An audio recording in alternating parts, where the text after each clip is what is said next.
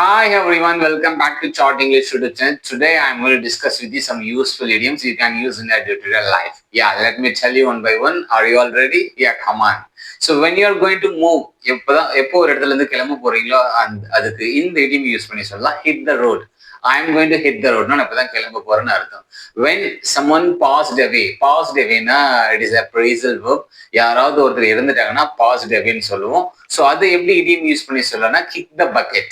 For example an old man kicked the bucket அப்படின்னா ஒரு முதியோர் என்ன பண்ணிட்டாரு, இறந்துட்டாருன்னு அர்த்தம். kicked the bucketனா யாரோ ஒருத்தர் பக்கெட்டை வச்சுட்டாங்க அப்படின்ற மாதிரி எடுத்துக்கூடாது. when someone passed away you can use this idiom kicked the bucket. for example an old man kicked the bucket. நமக்கு ஏதாவது ஒரு விஷயம் வந்து ரொம்ப பிடிக்கும் இல்லை, அது எப்படி இடியம் யூஸ் பண்ணி சொல்லலாம்னா for example ice cream is my cup of டீனா எனக்கு ஐஸ்கிரீம்னா ரொம்ப பிடிக்கும்னு அர்த்தம். அதுவே எனக்கு ஐஸ்கிரீம் பிடிக்காதுன்னா ice cream is not my cup of tea அப்படின்னா எனக்கு ஐஸ்கிரீம் பிடிக்காதுன்னு அர்த்தம்.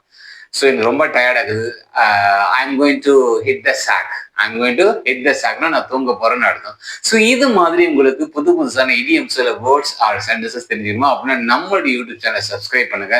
மறக்காம உங்களுக்கு ஏதாவது டவுட் இருந்தால் கமெண்ட் பண்ணுங்க. we will discuss later. Bye.